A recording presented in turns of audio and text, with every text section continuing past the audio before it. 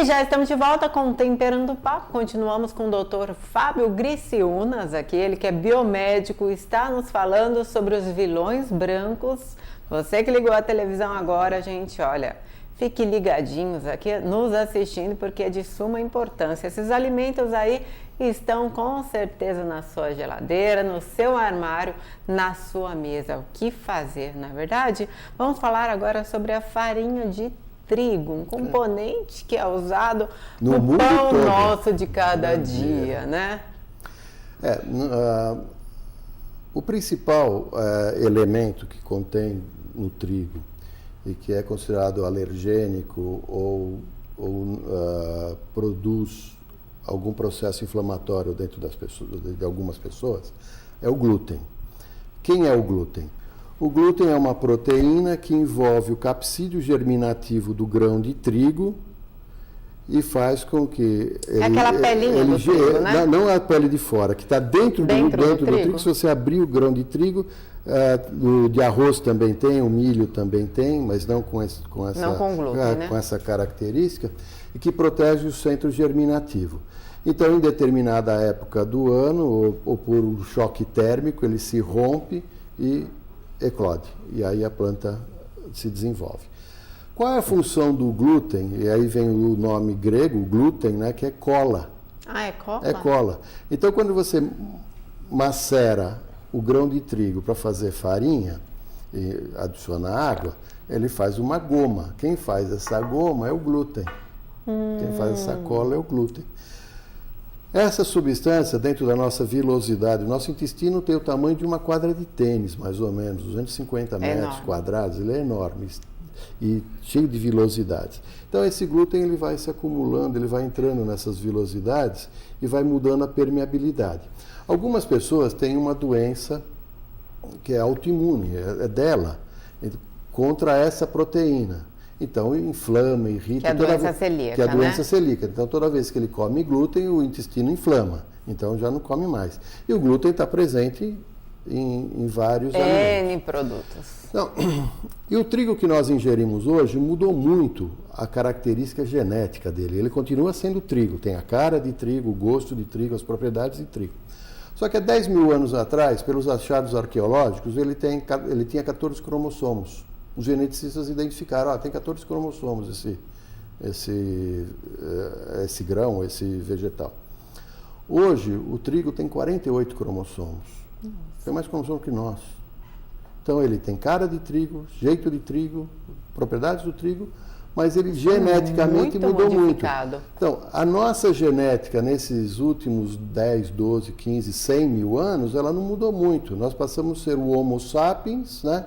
E continuamos com ele. Então, para fazer uma alteração genética na raça humana, você demora centenas e milhares de anos para que isso acontecesse. Para a gente se adaptar a todas as transformações. Então, você tem que comer todo mundo. Nós vamos, se a gente continuar sendo celíacos e você casar com um outro celíaco, provavelmente teu filho será celíaco também. Claro. Né? Então, essa transmissão genética vai acontecer. E já está acontecendo. E já está acontecendo.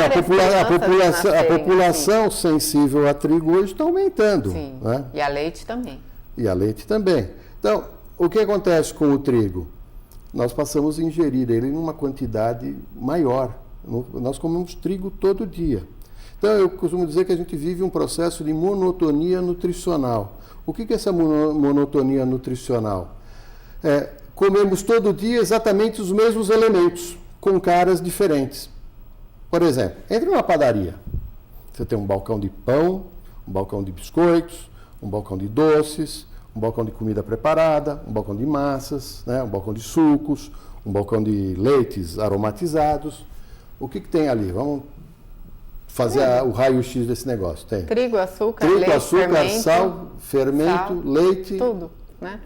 Gordura, bastante. Muito, então é isso daqui. Então, se você não come com a cara de pão, você come com a cara de doce. Se você não come com a cara de doce, você come com a cara de pudim. Se não come com a cara de pudim, come com a cara de bolo. E come com cara de massa. Então, nós estamos comendo exatamente a mesma coisa com caras diferentes. Sim. Então, isso é frequência e quantidade. Então, tudo isso vai agredindo o nosso amigo chamado intestino. Que tem que falar de novo esse negócio aí. Então, isso dá um trabalho enorme para o nosso processo digestivo. Tá? Então, não é que é proibido comer trigo. Há um tempo atrás, eu estive na Itália, entrei num armazém para comprar trigo, comprar farinha. Eu falei, eu queria 2 quilos de farinha. O senhor lá do armazém falou assim, você vai fazer o que com ele? Fazer uma massa. Mas que tipo de massa? Você vai fazer uma torta, um bolo, uma pasta, um macarrão? Eu falei, não, vou fazer uma torta. Ele falou, então é esse tipo de trigo. Eu falei, por quê? Ele falou, nós temos aqui 4 tipos de grãos diferentes de trigo, né? Sim. E 8 tipos de moagens diferentes. Então eu tenho um trigo muito pulverizado, muito leve. Tá. Né? Confeitaria seria no caso. E tem um trigo bastante granulado, como se fosse mais ou menos um trigo integral. Que é moído com casca, que tem um teor de fibra muito grande. Então é lógico, se você fizer uma massa com aquilo, vai ficar mais pesado, vai ficar mais seco. E ainda mais você vai misturar os fermentos para que aire ele um pouquinho. Nós vamos falar daqui a pouquinho do fermento. Então para cada alimento ou para cada prato que você for preparar, ele vai ter uma aplicação. Tá? E para ser mais prático, e nós temos que alimentar 7 bilhões de pessoas. Por isso que o trigo foi geneticamente modificado. Então, o trigo hoje, nós conseguimos plantar trigo em Rondonópolis com 40 graus de calor e ter 2 safras por ano, né? Isso é complicado. Sim. Enquanto que a gente só plantava trigo em áreas frias, né? E dava uma carga por ano, né? Agora a gente vai falar, gente, sobre um assunto, olha, mais um alimento que não sai da mesa dos brasileiros, tá? As crianças amam e aí vai se passando o tempo, os adultos com certeza já adquiriram o hábito já na infância. O leite, que é uma grande fonte de cálcio, mas muitas pessoas também estão tendo alergias ou também problemas com o uso do leite. Tem como a gente tirar o leite da nossa vida, Fábio? Tem. É difícil, porque a gente já criou um hábito para isso. A nossa educação o brasileiro tem esse hábito, O mundo inteiro tem essa educação. Por que os asiáticos não tomam leite? Você viu um japonês sentar e tomar leite? Um chinês sentar e tomar leite? Ele faz derivados de leite. No norte da Europa também você não toma leite. Você toma os achocolatados, você come os bolos, chás. Né? Os chás, põe o creme de leite, que é uma gordura do leite, que eles estão incorporando ao chá, mas tomar uma caneca de leite é muito difícil. Tá? A forma de alimentação, de alimentação dos animais produtores de leite também mudou muito.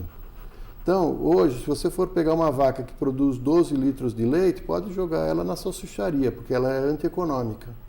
Ela tem isso é pouco? Ela tem que produzir mais de 20 litros. Por dia? Por que isso? Para ser econômico. Porque o leite tem um preço baixinho, né? Sim. E outra, somos o único animal, depois de adulto, que continua tomando leite. Eu escuto isso do meu médico todo dia. E de uma espécie que não é nossa. Então, aquelas proteínas, aqueles anticorpos, aqueles não minerais, mas algumas substâncias, os hormônios que estão contidas no leite, se é leite de vaca é bom para bezerro, se é leite de cabra é bom para o cabrito, se é leite de humano é bom para o humano, né? Tá. Então, o leite humano é considerado o melhor alimento até uma fase da vida. Sim. Você não vê nenhum animal adulto mamando. Depois de um determinado mês, a natureza já explica, a natureza segrega o filhote, né? A própria mãe segrega o filhote. Então, e aí o que a gente fez? Por facilidade, passamos a pegar o leite que estava sobrando e demos para a criança. No leite tem um açúcar chamado lactose. Então, quando a gente tem intolerância a leite, a gente tem intolerância à lactose. Então, nós precisamos dividir o leite em várias etapas. Tá? Então, nós temos a parte proteica do leite, a parte de açúcar do leite, a parte de minerais do leite, onde o cálcio está incluído, a parte de hormônios e a parte de vitaminas. Tá? Então, na parte de açúcares, ele tem um açúcar chamado lactose. O organismo humano não absorve lactose. Ela é uma molécula de açúcar muito grande, ela tem que ser quebrada. Quando o organismo consegue fazer essa quebra? Consegue, ele produz uma enzima chamada lactase e quebra essa lactose. Quando ele quebra a lactose, ele produz o quê? Glicose e galactose. Galactose é o açúcar que tem no leite humano. Né? Ah, é o mesmo açúcar que tem no... Então, essa galactose a gente absorvido. Se eu não tenho lactase, eu não consigo quebrar essa molécula vai inflamar as células de absorção do intestino. Entenderam, meninas e meninos? E o que vem acontecendo com isso?